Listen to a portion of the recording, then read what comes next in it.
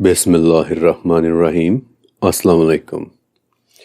سب سے پہلے تو میری طرف سے آپ سب کو بہت بہت عید مبارک، اور اس کے بعد ایز ابو سو بلو کی چوتھی قسط میں خوش آمدید۔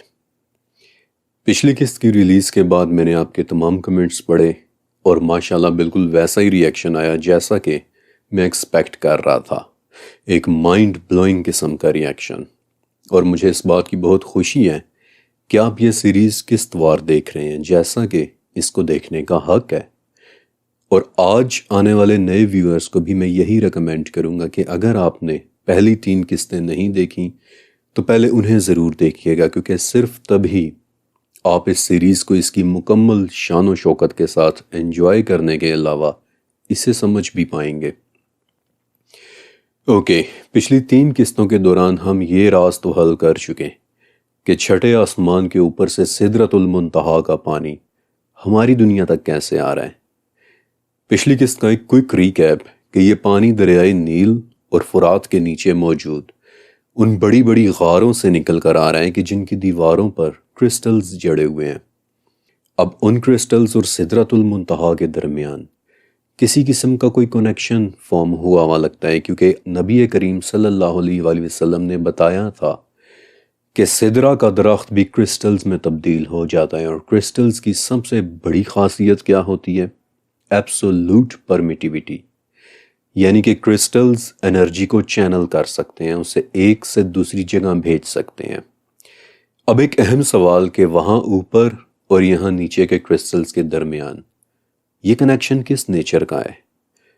اب میرے پاس کئی تھیوریز ہیں، لیکن اگر چند الفاظ میں کہوں تو مکمل طور پر اس کنیکشن کو شاید ہم کبھی بھی سمجھ نہیں پائیں گے۔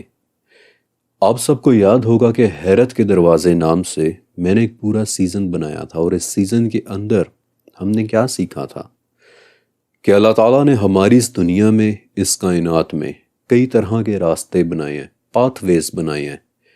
کچھ پاتھ ویز یا دروازے ایسے ہیں کہ جن سے چیزیں صرف نکلتی ہیں، ان میں جاتی نہیں ہیں۔ قرآن نے ان دروازوں کو مشرق کہہ کر بلایا، اور کچھ دروازے ایسے ہیں کہ جن میں چیزیں صرف داخل ہوتی ہیں، انٹر ہوتی ہیں، لیکن ان سے نکلتا کچھ بھی نہیں ہے۔ اور ان دروازوں کو قرآن نے مغرب کہہ کر بلایا، اور جس رب نے مشرق اور مغرب نامی یہ دروازے بنائے ہیں، اس رب کو قرآن نے رب المشرقین و رب المغربین کہہ کر بلایا ہے۔ اور جس دن دروازوں کا یہ نظام ڈسٹرب ہو گیا، یعنی مغرب میں چیزیں جانے کے بجائے وہاں سے نکل آئیں، جو کہ حدیث کے ذریعے ہمیں پتہ ہے کہ ایک دن ایسا ہونا ہے کہ مغرب سے سورج نکل آئے گا، تو اسی وقت یہ نظام ڈسٹرب ہو کر قیامت کے آنے کا ایک پریلیوڈ بن جائے گا۔ اگر آپ مزید ان دروازوں کے متعلق جاننا چاہتے ہیں تو اس پر بڑی محنت کے ساتھ میں نے ایک پوری سیریز بنائی تھی، حیرت کے دروازے، آپ اسے ضرور دیکھیے گا۔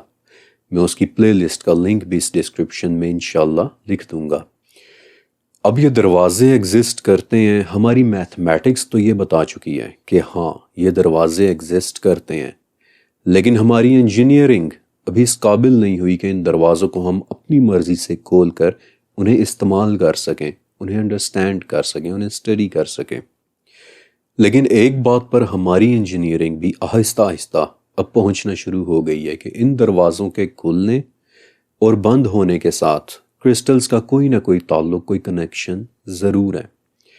اب پچھلی قسط میں ہم یہ دیکھ چکے ہیں کہ جنت کرسٹل سے بھری پڑی ہے، یاقوت، زمرد اور موتیوں سے بھری پڑی ہے، لیکن کیا وہ وہی یاقوت، زمرد اور موتی ہیں کہ جو یہاں ہماری اس دنیا میں ہیں؟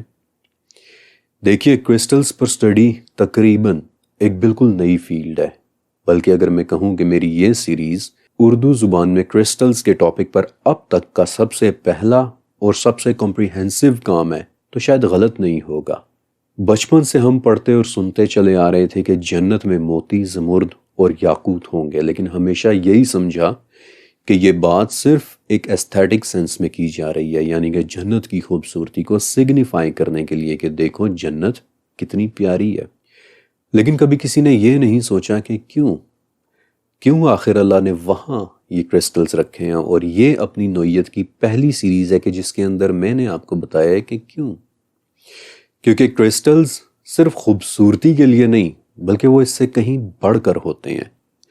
پچھلی قسط کے اندر میں نے آپ کو ایک بات کہی تھی کہ امام ابن ابی شیبہ نے اپنی کتاب صفات العرش اور 15ویں صدی کے ایک بہت بڑے اسلامک اسکالر جلال الدین سیوطی نے اپنی کتاب السمایا فی الحیات السمیہ میں لکھا تھا کہ اللہ کا عرش سرخ یاقوت کا بنا ہوا ہے، اور یاقوت ٹیکنیکلی ایک کرسٹل ہے۔ اس عرش کو اللہ تعالیٰ نے قرآن میں کیا کہہ کر بلایا ہے؟ عرش العظیم۔ اور ایسا کیوں؟ میں آپ کو صرف 3 ریزنز دوں گا۔ ریزن نمبر 1 کہ عرش سائز میں بہت بڑا ہے، اور جو کہ وہ واقعی ہے۔ حدیث میں آتا ہے کہ عرش کے مقابلے میں تمام آسمان ایسے ہیں کہ جیسے ایک بہت بڑے صحرا میں کوئی چھوٹی سی انگوٹھی پڑی ہوئی ہو۔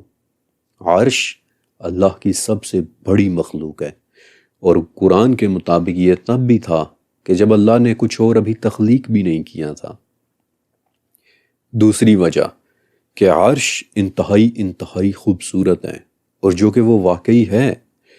امیجن کریں کہ گہرے سرخ رنگ کے یاقوت سے بنی ایک بہت ہی عظیم الشان چھت، اس کائنات کی ہر چیز عرش کے نیچے ہے۔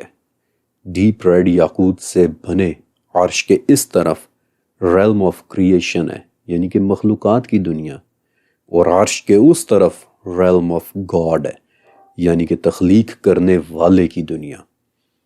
اور عرش کو عظیم کہنے کی تیسری وجہ جان کر آپ کو مزہ آ جانا ہے۔ آپ کو پتہ ہے حضرت ابن عباس رضی اللہ تعالیٰ عنہ نے کہا تھا کہ عرش کی عظمت کو کوئی انسان سمجھ نہیں سکتا۔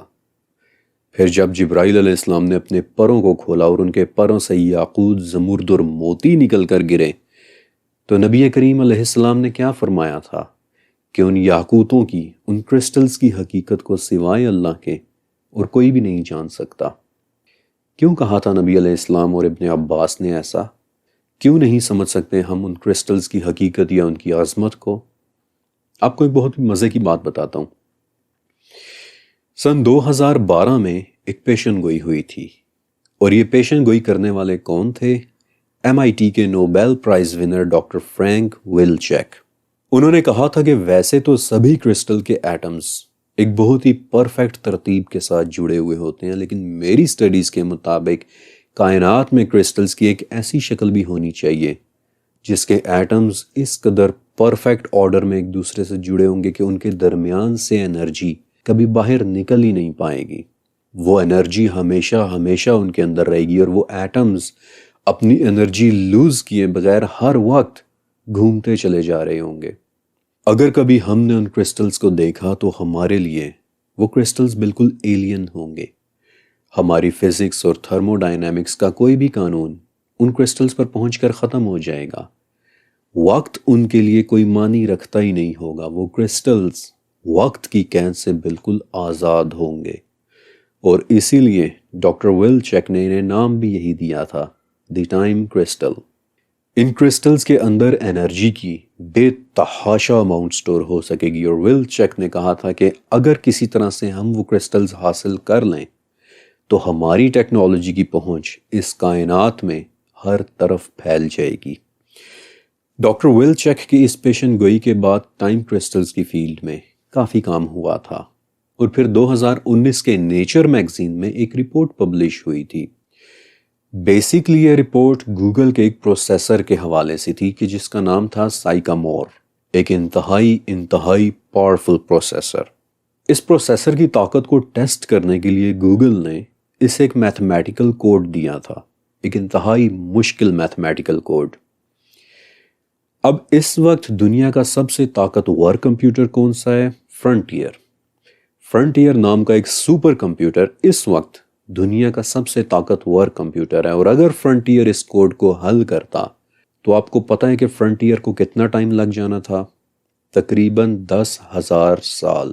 لیکن سائیکامور نے وہ کوڈ کتنی دیر میں حل کیا تھا؟ صرف 200 سیکنڈز میں۔ اور سائیکامور کی اس اندھی طاقت کو استعمال کرتے ہوئے پہلی مرتبہ Google, Stanford university, Princeton university اور انہی جیسے IT جائنٹس نے تاریخ میں پہلی مرتبہ ایک ہیرے کے اندر کچھ ایٹمز کو ٹائم کرسٹلز میں تبدیل کر دیا تھا۔ اور ان کی رپورٹ کے مطابق اگر ہمارے پاس ٹائم کرسٹل ٹیکنالوجی آ جائے تو صرف چند لمحوں کے اندر ہم اس کائنات کے ہر علم تک پہنچنا شروع کر دیں گے۔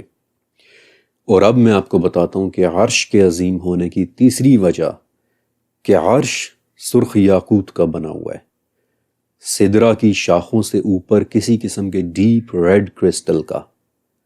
عرش ایک باؤنڈری ہے، اوپر اور نیچے کی دنیاوں کی باؤنڈری۔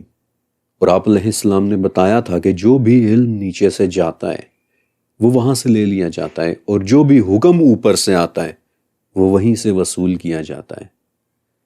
آپ نے نوٹس کیا کہ عرش کسی قسم کی کوئی انفارمیشن پاس کر رہا ہے، اور ہم لوگ کہ جو ٹائم کرسٹلز کے صرف چند ایٹمز کے ذریعے اس کائنات کو فتح کرنے کا سوچ رہے ہیں، آپ امیجن کریں کہ سرخ کرسٹلز کی وہ شکل کہ جو ساتوں آسمانوں، ساتوں زمینوں اور ان کے درمیان موجود ہر شے کی انفارمیشن اور اس کے متعلق آنے والے ہر حکم کو یہاں سے وہاں اور وہاں سے یہاں پاس کر رہا ہے، وہ عرش کس قسم کے کرسٹل سے بنا ہوگا، کس قدر پاورفل کرسٹل سے؟ وقت کی قید سے آزاد ٹائم کرسٹل، یا پھر اس سے بھی بڑھ کر کوئی شے کہ جسے اللہ تعالیٰ نے عرش العظیم کہا ہے، اور جس کے متعلق ابن عباس نے بھی کہہ دیا تھا کہ اس کی عظمت کو تو انسان کبھی سمجھ ہی نہیں سکتا۔ اور واقعی سمجھ بھی کون سکتا ہے اس کرسٹل کی عظمت کو کہ جس کے تھرو ہر وقت اللہ کا حکم گزر رہا ہے، اللہ کا علم پاس ہو رہا ہے۔ سوچ کر ہی رونگٹے کھڑے ہو جاتے ہیں۔ اللہ کا علم جس کے متعلق خضر علیہ السلام نے موسیٰ علیہ السلام کو کہا تھا کہ موسیٰ، تمہارا اور میرا علم ملا کر بھی اللہ کے علم کے مقابلے میں بس اتنا ہی ہے کہ جتنا سمندر اور چڑیا کی چونچ میں موجود پانی کا ایک قطرہ۔ مخلوقات کے علم کو اوپر لے جانے والا اور اللہ کے حکم کو نیچے لانے والا سرخ کرسٹل سے بنا عرش، میرے پاس کوئی الفاظ نہیں ہے کہ میں اس کی عظمت کو ایکسپلین کر پاؤں۔ اور یہ تھی وہ تیسری وجہ کہ کیوں اللہ نے اس کرسٹل کو عرش العظیم کہہ کر ریفر کیا ہے، اور خود کو رب العرش العظیم کہہ کر کے اس ناقابل تصور طاقت والے عرش کا رب بھی وہ اللہ ہی ہے۔ Amazing, just amazing. By the ways جو کچھ بھی میں آپ کو بتاتا ہوں وہ بہت سوچ سمجھ کر بتا رہا ہوتا ہوں، یہ سب کچھ بلا وجہ نہیں ہوتا۔ مثلا ابھی میں نے آپ کو بتایا کہ اس وقت دنیا کے سب سے طاقتور کمپیوٹر کا نام فرنٹیئر ہے، یہ بات کسی وجہ سے ہی آپ کو بتائی تھی۔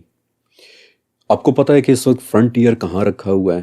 امریکہ کی ایک ریاست ٹینیسی کی ایک لیبارٹری اوک رج میں، جہاں وہ لوگ کرسٹلز اور ٹائم کرسٹلز کے ساتھ تجربات کر رہے ہیں۔ لیکن ایک بات بڑی دلچسپ ہے، آپ کو پتا ہے کہ اوک رج لیبارٹری میں ایک مشین ایسی ہے کہ جو پوری دنیا میں کہیں اور نہیں ہے۔ 85 میگا واٹ پاور کے نیوکلیئر ری ایکٹر سے چلنے والی ان کی ایک مشین کے جو نیوٹرونز کی ایک شعاع پیدا کرتی ہے، اور اس شعاع کے ذریعے اوک رج لیبارٹری ایک ایسی دنیا کو دریافت کرنے کی کوشش کر رہی ہے کہ جسے کوئی دیکھ ہی نہیں سکتا۔ اوک رج کے سائنسدان اسے ڈارک میٹر کی دنیا میں کھلنے والا ایک دروازہ کہتے ہیں، اور عام زبان میں ہم اسے پیرالل یونیورس ڈھونڈنے کی ایک کوشش کرنا کہتے ہیں۔ دنیا کے سب سے طاقتور کمپیوٹر فرنٹیئر کے ذریعے کرسٹلز پر ریسرچ، دوسری دنیاؤں میں کھلنے والے دروازوں پر ریسرچ، کچھ تو ہے کہ جسے وہ جانتے ہیں اور جسے ہم نہیں جانتے، اور میرے پاس آپ کو بتانے کے لیے اس حوالے سے اور بھی بہت کچھ ہے، لیکن یہ سیریز ان دنیاؤں کے بارے میں نہیں ہے، اس لیے وہ سب پھر کبھی۔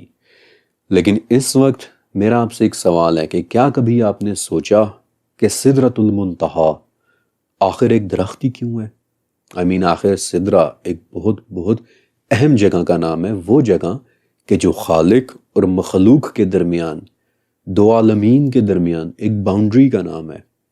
تو اللہ تعالیٰ نے اسے ایک درخت ہی کیوں بنایا؟ درختوں میں ایسا کیا ہوتا ہے؟ اگر آپ غور کریں تو آدم کی کہانی بھی بیسیکلی ایک درخت ہی سے شروع ہوئی تھی کہ اے آدم، تم اور تمہاری بیوی جنت میں رہو اور جہاں سے چاہو کھاؤ پیو، لیکن اس درخت کے قریب بھی مت جانا۔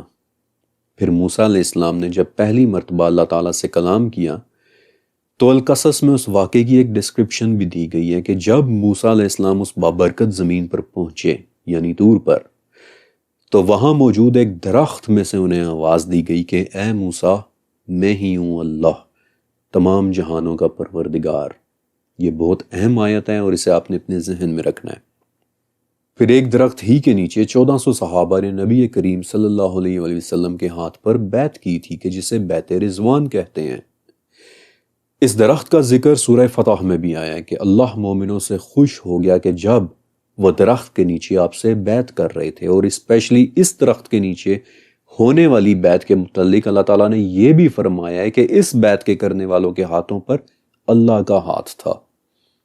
اور اس درخت کو صرف ایک نشانی مت سمجھیے گا، اس درخت کی اہمیت اس سے کہیں کہیں زیادہ ہے، کیونکہ بیعت کے اگلے سال جب صحابہ اس جگہ واپس آئے تو وہ درخت گم ہو چکا تھا، وہ وہاں سے جا چکا تھا۔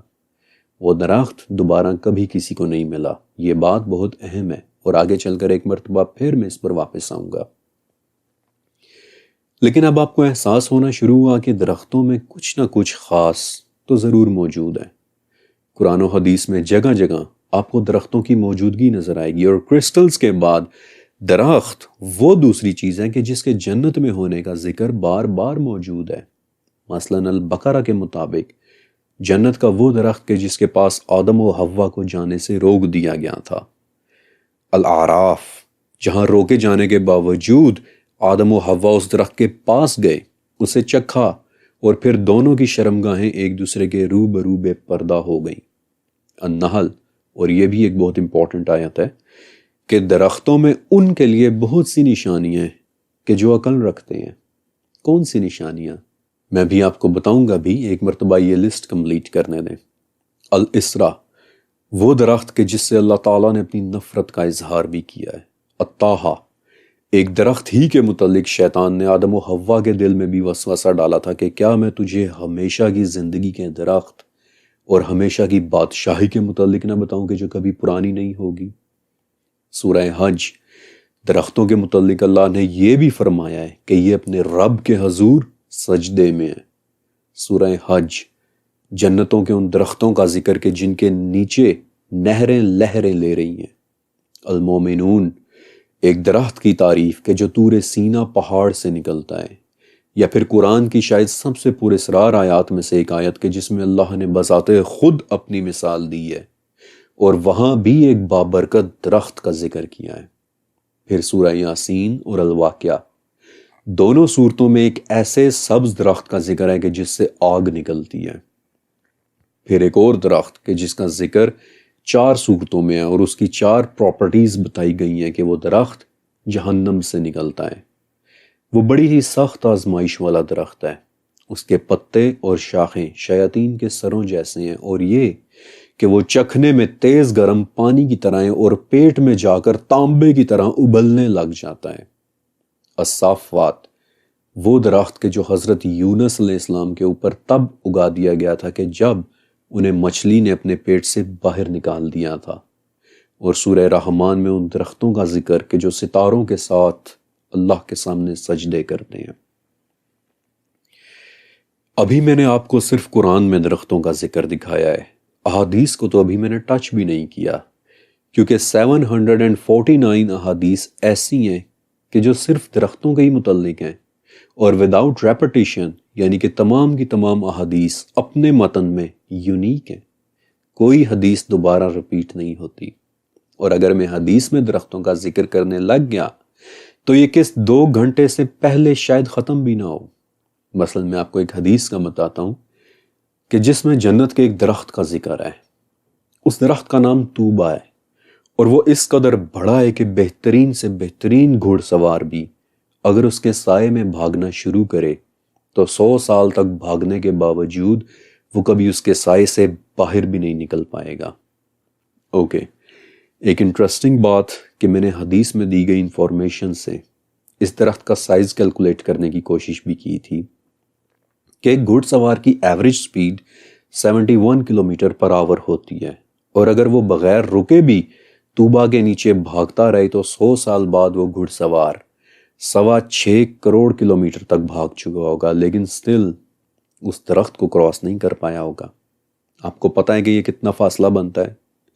160 مرتبہ چاند پر جائیں اور واپس آئیں تب بھی طوبہ کا درخت اس ڈسٹینس سے زیادہ ہی بڑا ہوگا۔ Amazing, just amazing. لیکن اگر میں نے درختوں کے متعلق حدیثوں کو ڈسکس کرنا شروع کر دیا تو سیریز بہت بہت لمبی ہو جائے گی۔ البتہ ایک حدیث ایسی ہے کہ جسے میں ہر حالت میں آپ کو سنانا چاہتا ہوں، اور یہ حدیث اس شخص کے متعلق ہے کہ جو جنت کے اندر سب سے آخر میں داخل کیا جائے گا۔ اس حدیث کے مطابق جب جنت والے تمام لوگ جنت میں داخل ہو جائیں گے تب سب سے آخر میں ایک شخص جہنم سے نکالا جائے گا، اور جس وقت وہ جہنم سے نکالا جائے گا تو اس وقت اس کی حالت اتنی بری ہوگی کہ کبھی وہ چل رہا ہوگا اور کبھی منہ کے بل گر رہا ہوگا، کبھی آگ ایک زوردار لپٹ کے ساتھ اس کے پیچھے آئے گی اور کبھی اسے صرف چھو کر ہی واپس چلی جائے گی۔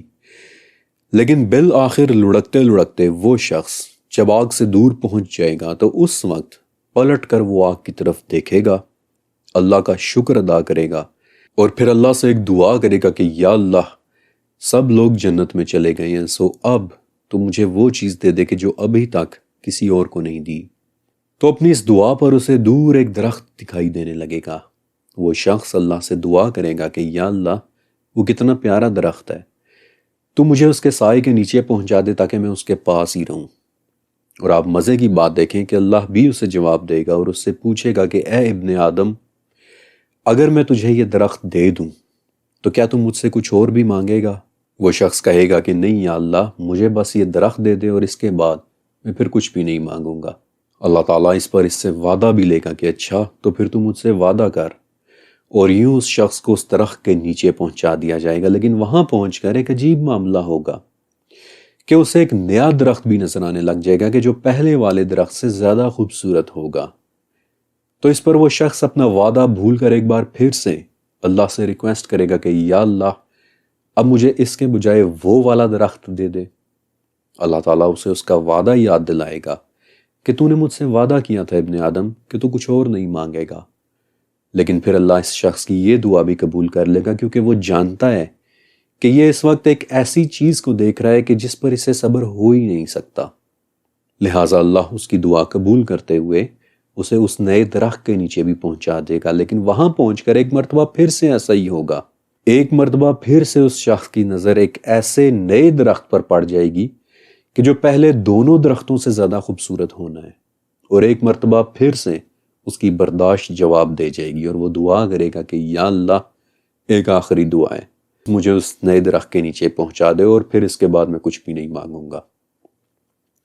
اللہ تعالیٰ ایک مرتبہ پھر سے اسے اپنا وعدہ یاد دلائے گا، لیکن پھر اس کی دعا قبول بھی کر لے گا کیونکہ وہ جانتا ہے کہ یہ ایک ایسی چیز کو دیکھ رہا ہے کہ جس پر صبر کر پانا اس کے لیے ممکن ہی نہیں ہے۔ اور تب اللہ اسے اس تیسرے اور سب سے خوبصورت درخت کے نیچے پہنچا دے گا۔ لیکن یہاں پر پہنچ کر ایک مرتبہ پھر سے ایک عجیب واقعہ رونما ہوگا۔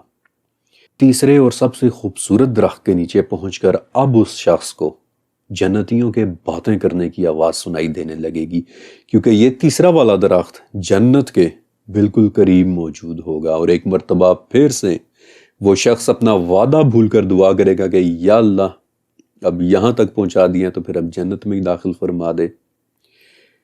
اس پر اللہ تعالیٰ پوچھے گا کہ اے آدم کے بیٹے، آخر وہ کیا چیز ہے کہ جو تجھے راضی کر دے گی؟ آخر وہ کیا چیز ہے کہ جو ہمارے درمیان سوالات کا یہ سلسلہ ختم کر دے گی؟ کیا تو تب خوش ہوگا کہ جب میں تجھے تمام دنیا اور اس کے برابر کا سب کچھ دے دوں؟ وہ شخص اچانک حیران ہو جائے گا اور پوچھے گا کہ یا اللہ کیا تو میرا مذاق اڑا رہا ہے؟ آپ کو پتہ ہے کہ اس پوائنٹ پر آ کر نبی کریم صلی اللہ علیہ وآلہ وسلم ہنس پڑے تھے، یہاں تک کہ آپ کے دندان نظر آنے لگ گئے تھے، اور آپ نے بتایا تھا کہ میں اس لیے ہنس رہا ہوں کیونکہ جب اس شخص نے یہ کہنا ہے کہ یا اللہ کیا تو میرا مذاق اڑا رہا ہے، تو اس پر رب العالمین بھی ہنسے گا جیسا کہ اس کی شان کے لائق ہے، اور پھر فرمائے گا کہ نہیں ہے ابن آدم، میں تیرا مذاق نہیں اڑا رہا، بلکہ میں جو چاہوں وہ میں کر سکتا ہوں۔ میں نے آپ کو کہا تھا نا کہ یہ سیریز میری اب تک کی سب سے خوبصورت سیریز ہونے والی ہے۔ اسے لکھنا ایسا تھا کہ جیسے میں ایک بہت ہی خوبصورت سفر میں ہوں، کبھی دنیا سے کائنات کے خوبصورت کناروں میں جا رہا ہوں، کبھی جنت کی دیواروں کو دیکھ رہا ہوں اور کبھی یاقوت اور زمرد سے چمکتی دنیاؤں کے نظاروں میں گم ہوں۔ ان ویڈیوز میں جو بھی کانسیپٹ آرٹ آپ دیکھ رہے ہیں وہ میں بڑی محنت سے بناتا ہوں، ڈیزائن کرتا ہوں، لیکن سچ کہوں تو جو میں خود دیکھ رہا ہوتا ہوں اسے چاہ کر بھی میں آپ کو کبھی دکھا نہیں سکتا۔ بس یوں سمجھ لیں کہ مجھے لگتا ہے کہ یہ والی سیریز فرقان قریشی بلاگ سے ریسرچ کی زبان میں ہونے والی ایک انتہائی خوبصورت شاعری کا نام ہے۔ لیکن اب یہاں سے آگے بڑھتے ہیں اور دیکھتے ہیں کہ درختوں کی اہمیت اسلامک اکاؤنٹس میں اتنی زیادہ کیوں ہے۔ ہمیشہ کی طرح سب سے پہلے سب سے سادہ سوال کہ درخت آخر ہوتا کیا ہے؟ اور یہ بات سن کر آپ کو یقیناً بہت حیرانی ہوگی کہ اس دنیا کا سب سے پرانا اور سب سے معمر جاندار ایک درخت ہے کہ جو پچھلے 9,500 سال سے ناروے میں زندہ ہے، لیکن اس کی سیفٹی اور سیکیورٹی کی وجہ سے اس کی لوکیشن کبھی ڈسکلوز نہیں کی گئی۔ صرف سائنسدان اس تک جاتے ہیں، اس کی دیکھ بھال کرتے ہیں، لیکن کبھی کسی کو یہ نہیں بتاتے کہ وہ درخت ہے کہاں پر۔ ہمیں صرف اتنا پتا ہے کہ وہ درخت ناروے میں ہے، ڈارک گرین ناردرن لائٹس کی سرزمین ناروے میں۔ انسانوں سے پہلے، جانوروں سے بھی پہلے، اس دنیا میں پیدا ہونے والی سب سے پہلی شاید درخت تھے۔ اور مزے کی بات دیکھیں کہ آج تک درختوں کی کوئی ایک یونیورسل ڈیفینیشن ہو ہی نہیں سکی، یعنی کہ درخت کہتے کسے ہیں اس بات پر آج تک اتفاق نہیں ہو سکا۔ اور اس کی ایک وجہ یہ بھی ہے کہ جن درختوں کو ہم دیکھ رہے ہیں وہ صرف پچھلے 37 کروڑ سال سے ایسے ہیں، جبکہ اس سے پہلے اس دنیا میں درختوں کی بالکل ایک علیحدہ شکل و صورت ہوا کرتی تھی۔ بہرحال آج بھی ہماری دنیا میں تقریباً 3 ٹریلین یعنی 3 کھرب درخت موجود ہیں، جن کی 60,000 سے لے کر 1,00,000 کے درمیان تک مختلف قسمیں ہیں۔ مثلاً اخروٹ ایک قسم ہے، سیب کا درخت دوسری قسم ہے، کیلا تیسری قسم ہے، لیکن ایگزیکٹلی دنیا میں کتنی قسم کے درخت ہیں یہ بات کوئی بھی نہیں جانتا، کیونکہ دنیا کے زیادہ تر درخت ٹراپیکل علاقوں کے گھنے جنگلوں میں اگتے ہیں، اور یہ جنگل اتنے گھنے ہیں کہ ہمارے وہ سائنسدان جنہیں ہم باٹنسٹ کہتے ہیں، یعنی کہ پودوں اور درختوں کی سٹڈیز کرنے کے ایکسپرٹس، وہ ان گھنے جنگلوں کے اندر تک پہنچ بھی نہیں پاتے۔ اس لیے درختوں کی دنیا کا ایک بڑا حصہ آج بھی ان ایکسپلورڈ ہے۔ لیکن پھر بھی درختوں کی ایک ڈیفینیشن یہ ہے کہ کوئی بھی ایسا پودا جس کی عمر 2 سال سے زیادہ ہوتی ہو، جس کا تنا اتنا بڑا اور مضبوط ہو کہ وہ شاخوں اور پتوں کو سپورٹ کر سکے، ان کا وزن سہار سکے، باٹنی کی زبان میں اسے ایک درخت ہی کہیں گے۔ اور شروع سے لے کر آج تک انسان درختوں پر بہت بہت بہت زیادہ ڈیپینڈنٹ رہا ہے۔ اب اس کی ایک وجہ تو وہ ہے کہ جو ہم سب بچپن سے جانتے ہیں کہ درخت ہمیں آکسیجن دیتے ہیں، یعنی درختوں کی وجہ سے ہم سانس لے پا رہے ہیں۔ لیکن ایک منٹ کے لیے ذرا غور کریں کہ آکسیجن کے علاوہ درختوں سے ہم کیا کیا کچھ لے رہے ہیں۔ مثلاً پھل، مثلاً مختلف قسم کے تیل اور روغن، مغزیات، کافی، چاکلیٹ، مختلف قسم کے نٹس، لاتعداد اقسام کے سیرپس، کاغذ، کئی قسم کے مسالے مثلاً دار چینی یعنی سینمن وغیرہ۔ پھر ہمارے کتنی اقسام کے کھانے درختوں سے آ رہے ہیں، اور شاید سب سے بڑی بات کہ ہمارے گھروں میں استعمال ہونے والی لکڑی وہ بھی درختوں سے ہی آ رہی ہے۔ پھر ہزاروں سال سے انسان درختوں سے مختلف قسم کی دوائیاں لیتا چلا آ رہا ہے۔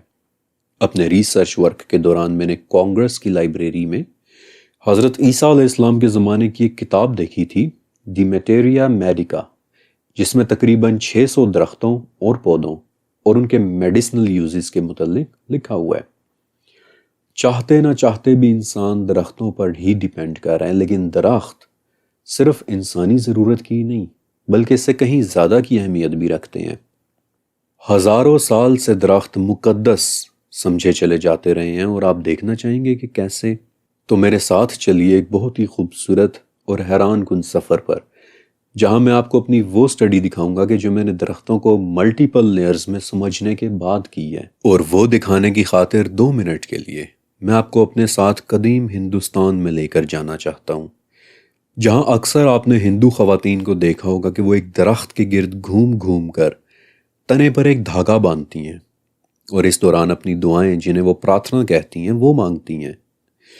اس وقت پورے انڈیا میں 14,000 سے زیادہ ایسے مقدس درخت یا مقدس درختوں کے جھنڈ ہیں کہ جنہیں government of India sacred grooves کہتی ہے، لیکن یہ صرف وہ تعداد ہے کہ جو گورنمنٹ آفس میں رجسٹرڈ ہے، جبکہ اصل تعداد 1 لاکھ سے بھی زیادہ ہے۔ ہندو اور بدھ مائتھولوجی میں 5 درخت ایسے ہیں کہ جنہیں وہ پنچاوتی کہتے ہیں، یعنی مقدس 5، دا سیکرڈ 5، جن میں سے ایک درخت تو ایسا ہے کہ جو انڈیا کا قومی درخت بھی ہے، یعنی برگد کا درخت، دی بنیان ٹری۔ ہندو، جین اور بدھ مائتھولوجی کے مطابق گوتم بدھ نے بھی برگد کے ایک بوڑھے درخت کے نیچے بیٹھ کر یہ اپنی تپسیا یا پھر میڈیٹیشن کی تھی، اور مجھے پورا یقین ہے کہ اگر آپ پنجاب سے ہیں تو آج بھی آپ نے کئی بوڑھے برگد کے درخت دیکھ رکھے ہوں گے کہ جو کبھی کبھار جی ٹی روڈ کے پرانے حصوں کے آس پاس نظر آ جاتے ہیں۔ اس کے بعد پیپل کا مقدس درخت، جس کے متعلق ہمارے پاکستان میں بھی کئی لوک کہانیوں کے علاوہ کئی توہمات اور ڈراؤنی کہانیاں بھی منسوب ہیں۔ پھر نیم کا درخت، انجیر اور آملہ، یہ سب انڈین کلچر کے مقدس درخت ہیں، اور ایک مرتبہ ہریانہ کے فارسٹ ڈپارٹمنٹ نے پنچاوتی کو گاؤں گاؤں لگانے کا ایک پروجیکٹ بھی شروع کیا تھا، کہ جس میں فارسٹ ڈپارٹمنٹ والے درخت لگا کر چلے جاتے تھے اور پھر گاؤں والے ان درختوں کی لک آفٹر کرتے تھے۔ ہندو مائتھولوجی کا ایک بہت ہی قدیم اور مذہبی ٹیکسٹ ہے متسیا پرانا۔ میں آپ کو اس میں سے ایک شلوک پڑھ کر سناتا ہوں کہ جس سے آپ کو اندازہ ہوگا کہ وہ لوگ درختوں کو کس قدر اہم مانتے تھے۔ اردو میں اس شلوک کی ٹرانسلیشن ہے کہ 10 کنویں مل کر ایک تالاب بناتے ہیں، 10 تالاب مل کر ایک جھیل بناتے ہیں، 10 جھیلیں مل کر ایک دریا بناتی ہیں، اور 10 دریا مل کر ایک درخت بناتے ہیں۔ پھر ان مقدس درختوں کے علاوہ کمل کا پھول، کیلے کا پتا کہ جس پر وہ لوگ کھانا رکھ کر کھانے کو افضل مانتے ہیں، پھر تلسی کا پودا کہ جو گھر کے آنگن میں لگا ہوتا ہے، اس سب کے متعلق آپ میں سے زیادہ تر لوگ یقیناً جانتے ہوں گے۔ پھر ہندو مائتھولوجی کے بعد اینشنٹ کیلٹکس اور ڈرویڈز کلچرز میں آپ کو کئی مقدس درخت نظر آئیں گے، اور آج سے 2500 سال پہلے افلاطون نے بھی ایتھنز کے باہر جب اپنی اکیڈمی بنائی تھی تو وہ زیتون کے مقدس درختوں کے نیچے ہی بنائی تھی۔ لیکن جیسے ابھی آپ نے دیکھا کہ ہندو عورتیں درختوں کے گرد دھاگا باندھتی ہیں، ویسی ہی ایک پریکٹس جاپان میں بھی نظر آتی ہے۔ جاپان میں مقدس درخت کو شنبوکو کہتے ہیں، اور آپ اس کے تنے پر بندھی ہوئی رسی دیکھ کر آسانی کے ساتھ اسے آئیڈینٹیفائی کر سکتے ہیں۔ آپ کو ایک مزیدار سی بات بھی بتاتا ہوں کہ جاپان کے شہر کایاشیما میں جب وہ لوگ ریلوے اسٹیشن بنا رہے تھے، تب اسٹیشن کے راستے میں 700 سال پرانا ایک مقدس درخت آ گیا تھا، اور جب گورنمنٹ اسے گرانے لگی تو مقامی لوگوں نے زبردست احتجاج کیا، جس پر آپ کو پتہ ہے کہ حکومت کو کیا کرنا پڑا تھا۔ انہوں نے درخت کو گرائے بغیر اس کے گرد ہی ریلوے اسٹیشن بنا دیا، اور جاپان کا وہ مقدس درخت اسٹیشن کے بیچوں بیچ آج بھی وہیں اپنی جگہ پر موجود ہے۔ اوکے، انڈین اور جاپنیز کلچر ایک دوسرے سے ہزاروں میل دور ہیں، لیکن درختوں کے متعلق ان کے عقائد اتنے سملر کیسے؟ دونوں کلچرز میں درخت کے تنے پر رسی یا دھاگا لپیٹنے کی وجہ کیا ہو سکتی ہے؟ اس سوال کا جواب سینٹرل افریقہ کے ایک ملک کانگو میں مل سکتا ہے۔ اس سیریز کی ریسرچ کے دوران میں نے کانگو میں بسنے والے ایک قبیلے کے متعلق سٹڈی کیا تھا کہ جو اوبانگوئی دریا کے کنارے رہتے ہیں، اور ان لوگوں میں ایک بات ایسی ہے کہ جو پرسنلی مجھے بہت انٹرسٹنگ لگی۔ جب بھی اوبانگوئی لوگوں کے ہاں کوئی بچہ پیدا ہوتا ہے تو اس کی پیدائش پر وہ لوگ ایک درخت لگاتے ہیں۔ وہ درخت بچے کے ساتھ ساتھ ہی پرورش پاتا ہے، بڑا ہوتا ہے، اور اگر اس درخت پر کوئی بیماری آ جائے تو گاؤں والے یہ تصور کرتے ہیں کہ شاید بچہ بھی اندرونی طور پر بیمار ہے، اور پھر وہ لوگ اس درخت اور بچے دونوں کی نگہداشت کرتے ہیں۔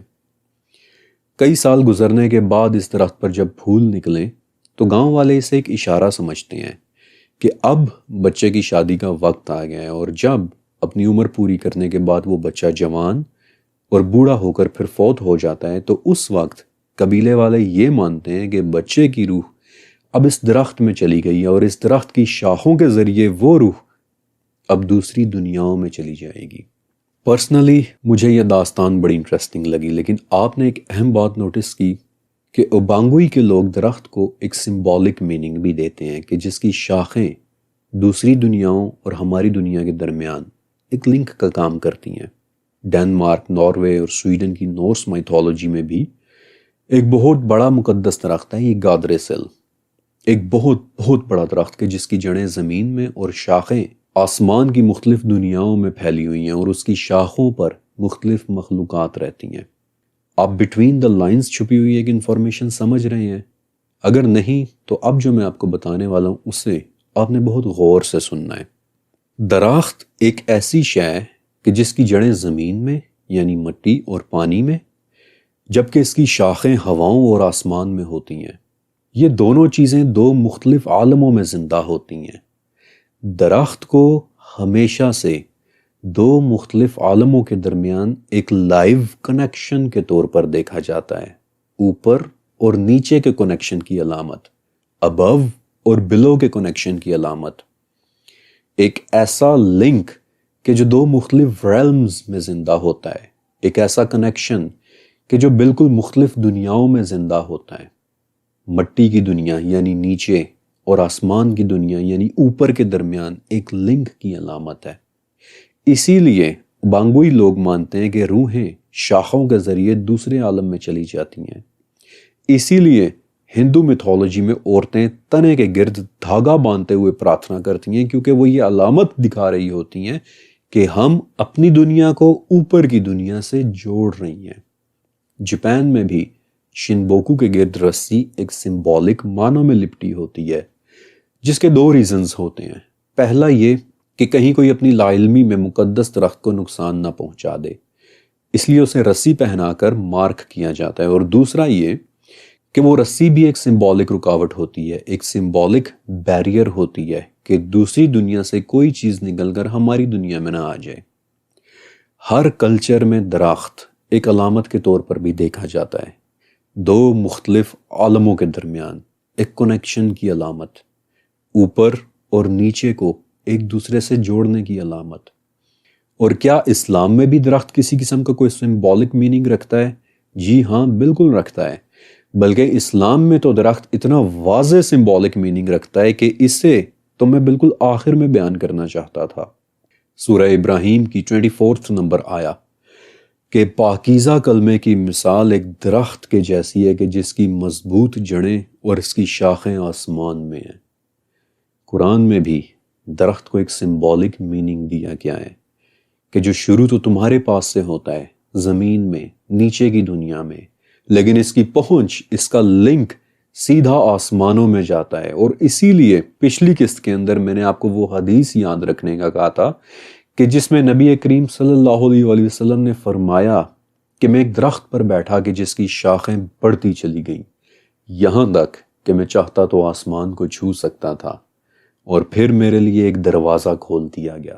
درخت ہمیشہ سے ایک علامت رہا ہے، ایک عالم سے دوسرے عالم میں داخل ہونے کی علامت۔ اسی لیے حضرت موسیٰ علیہ السلام سے بھی اللہ تعالیٰ نے کلام ایک درخت سے نکلنے والے شعلے سے کیا کہ جو ایک علامت ہے، اوپر اور نیچے کے درمیان کھلے ایک کنیکشن کی علامت۔ اور اب میں چاہتا ہوں کہ آپ ایک قدم پیچھے ہٹ کر بننے والی اس انتہائی خوبصورت تصویر کو دیکھیں کہ سدرۃ المنتہا ایک عظیم الشان درخت کہ جس کی جڑیں چھٹے اور شاخیں ساتویں آسمان میں ہیں۔ یہ درخت ایک باؤنڈری ہے کہ جس سے اوپر کچھ بھی نہیں جا سکتا، اور دو آسمانوں کے درمیان یہ درخت ایک کنیکشن کے طور پر کام کر رہا ہے، ایک connection between the realm of creation and the realm of God. یہ درخت کرسٹلز میں بھی بدل جاتا ہے کہ جس کی جڑوں سے 4 دریا نکلتے ہیں، جن میں سے 2 دریا ہماری دنیا میں بھی آ رہے ہیں۔ اور وہ کیسے؟ کیونکہ کرسٹلز بھی ان 2 عالمین کے درمیان ایک کنیکشن کے طور پر کام کر رہے ہیں۔ وہاں کرسٹل سے بنے درخت سے جو پانی نکل کر وہاں کی زمین میں جا رہا ہے، وہی پانی ہماری زمین کے نیچے کی ان غاروں سے نکل کر باہر آ رہا ہے کہ جن کی دیواروں پر کرسٹلز جڑے ہوئے ہیں۔ اور وہ بھی کن جگہوں سے نکل رہا ہے؟ دلدلوں سے، کہ جو خود بھی ایک طرح کے کنیکشن کی علامت ہیں، پانی اور زمین کے درمیان ایک کنیکشن کی علامت۔ آپ دیکھ رہے ہیں کہ کس طرح اوپر اور نیچے کے درمیان کنیکشن فارم ہو رہے ہیں، ایک انتہائی خوبصورت کنیکشن۔ ہر چیز کے کئی معنی ہیں، بس آپ کو یہ سیکھنا ہے کہ ان ملٹیپل میننگز کو سمجھنا کیسے ہے، انہیں انٹرپریٹ کیسے کرنا ہے۔ القرآن یہ کسی انسان کا کلام نہیں ہے، یہ ایک سپریم ہستی کا کلام ہے کہ جو ملٹیپل ڈیمینشنز میں بات کرتی ہے، اور اس کے کلام کو سمجھنے کے لیے آپ کو ہر ڈیمینشن میں سوچنا سیکھنا پڑے گا۔ اور یہاں سے آگے اب میں آپ کو ماضی سے نکال کر مستقبل میں لے کر جانے والا ہوں، جہاں میں آپ کو سونے کا وہ پہاڑ دکھاؤں گا کہ جو سدرۃ المنتہا کی جڑوں سے نکلنے والے ایک دریا فرات کے ذریعے ہماری دنیا میں آ کر ظاہر ہو جائے گا۔ اور یہاں سے آگے کی اگلی قسطوں کو آپ نے انشاءاللہ بہت بہت انجوائے کرنا ہے، لیکن تب تک کے لیے میری طرف سے آپ سب کو اللہ حافظ۔